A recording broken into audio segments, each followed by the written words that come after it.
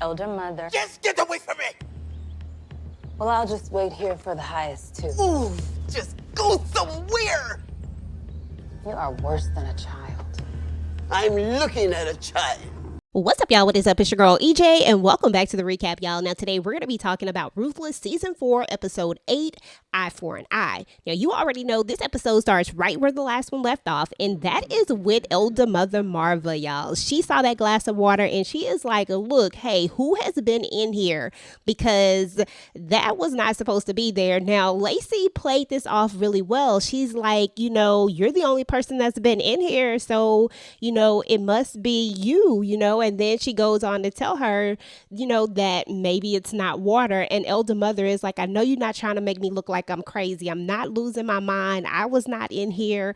I didn't have that glass. And she is determined to get down to the bottom of this. And y'all, elder mother Marva leaves out of there thinking that she has lost her doggone mind, to be honest. So anyway, y'all, we're also going to see that Desiree is going to call in Mac. I mean, she has questions about Andrew and she wants some answers. Now, we are going to see that there was indeed a fire at Agent Brian's home. We don't actually get to see it, so we don't know how Andrew pulled this off, but it certainly happened in a short amount of time. I mean, they did this quick, y'all, but he did go through with the plan. Now, Ruth is going to be agitated that elder mother Marva has not come to feed Laura. You know, she's sitting there waiting for her to come and feed her because she has to be fed at a certain time in order to keep the high going. In order to keep her in the state that she's in, she needs to be fed. And elder mother Marva is so caught up in trying to go talk to the highest and wanting to get his permission for something, which we'll talk about in a little bit. Now, the highest is going to visit Malcolm. He's going to give him the drugs to make sure that they are basically not laced, you know, and Malcolm is sitting there trying to act like he doesn't want the drugs. But we all know that Malcolm is trying to come down off of these drugs and he needs that stuff. He is going through some heavy withdrawals, and eventually, the highest is going to give him the drugs, y'all, and it is what it is, and he's just going to hope for the best. He's going to hope that he lives, so I guess so he can go on his own little binge. So anyway, y'all, we're going to see that highest is going to visit George, and George is going to tell him, like, look, I would die for you, and he also tells him that he would die for Daikon as well, and the highest is just not really, you know, that he is trying to fill him out. He's trying to figure out if he really has a thing for Daikon when it all comes down to it. It's so funny how jealous they are of each other. But anyway, eventually he punishes George by hitting him with chains, y'all. I mean, he was hitting all that massive, strong back with chains. You know, it was crazy. So we're going to see that when he leaves out, before he leaves out though, he does tell him like, look, I'm going to be watching you. So we see that George is kind of doing this so that he can get the highest attention. He wants to gain his trust. When he walks out of there, he's like crazy MF. So we know that George has definitely not drunk the Kool-Aid and that he's done this for a very specific reason, which we'll talk about a little bit later here in just a moment. Now, we are also going to see that, meanwhile, Daikon is going to be super jealous of River, y'all. Daikon and River kill me with their little thing that they do. River is like the annoying little brother, and Daikon is like that person, that the big brother who just wants to be left alone. And so they just have this crazy dialogue between them. It pretty much ends with Daikon telling him that if he makes that $100 bill disappear, that he can make it seem like he was the one who took it and he could just end him right then. And River's like, look, you're not going to do that, because if you do that, then who's going to take all the punishment? And then he alludes to the fact of the way that the highest looked at Aaron. You know, he's like, look, you know, we can already have your replacement right here. But then River goes on to tell him like, look, hey, you know, he asked him about pleasure, and he makes the assumption that, you know, he gets pleasure from the highest when Daikon clearly doesn't, and he's the one that's given pleasure.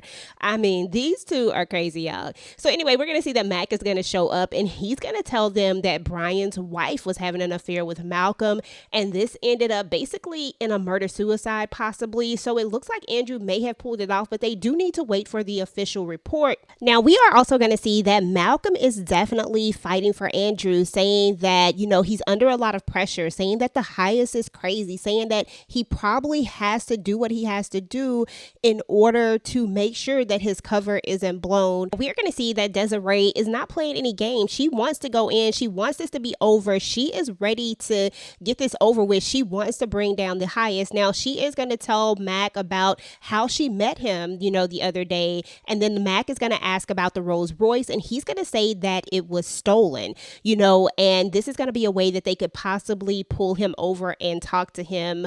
So, it's going to be interesting to see, because we all know that Mac supposedly is supposed to be down with the Raku. He's supposed to be the inside man. So is he just trying to play this game to make it seem like he is doing his police duties, his FBI duties?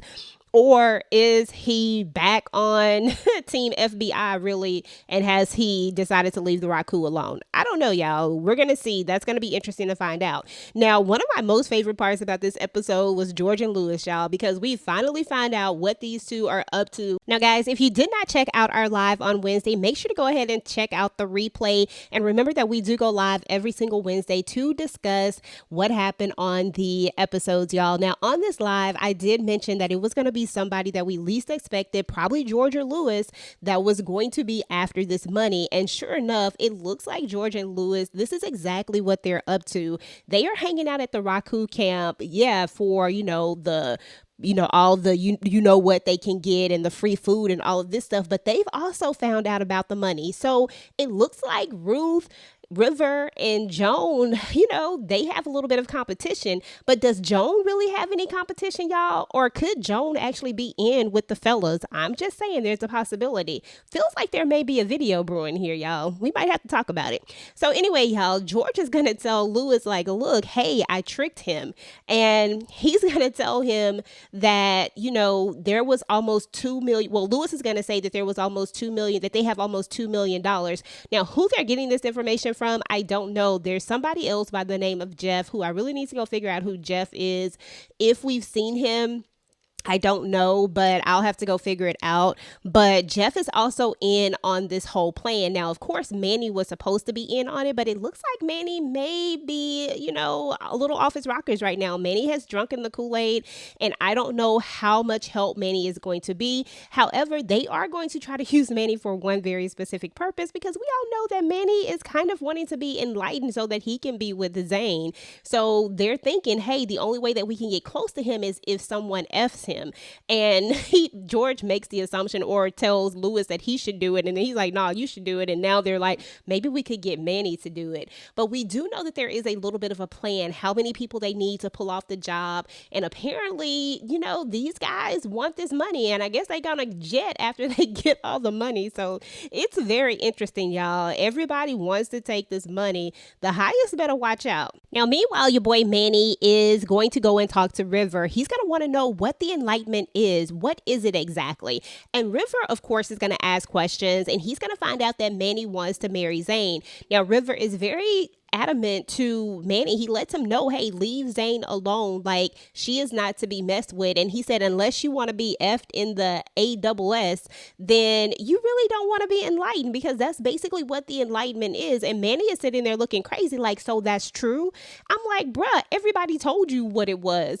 And now he's kind of backtracking, like, this isn't necessarily what he wants to do. He's like, there's no other way. But I don't know, y'all. I can see it in his eyes. It feels like this is not a hard no for Manny, in my opinion. I feel like Manny might be down with it in order to get Zane. We also find out that Manny was doing what he was doing because he was trying to be like the other guys. He was trying to do what they were doing, but that he might actually really have a thing for Zane, even though that is just the foulest thing that you could do to somebody that you supposedly care about. I just think it's crazy. But anyway, he talks about how beautiful she is and how she looks when she's in the bathing house, and that she's different from all of the other women there.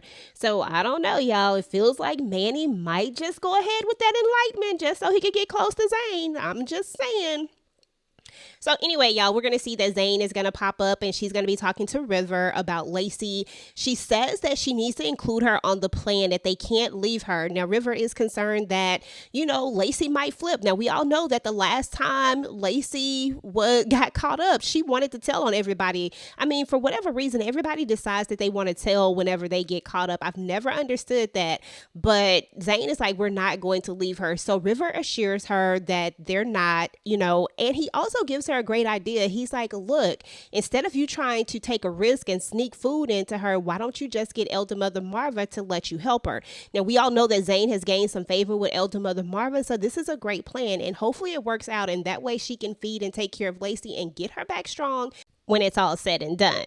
Now, meanwhile, your girl Ruth is going to find Elder Mother Marva, and she is just sitting there waiting for the highest to come out, and they have their words. These two bicker like none other. They go back and forth, and I just love the dialogue between them because Elder Mother Marva acts like a child, and Ruth goes right along with it. So anyway, y'all, the highest is going to end up coming out of the punishment trailer, and he's going to say, you know, like, tell the highest what, and she's going to say, hey, this is a private matter, and she basically doesn't want Ruth to be anywhere around when she talks to the highest. And then Ruth goes on to tell the highest, like, look, you know, Laura needs her second meal, and I'm trying to find out why she is not preparing this meal.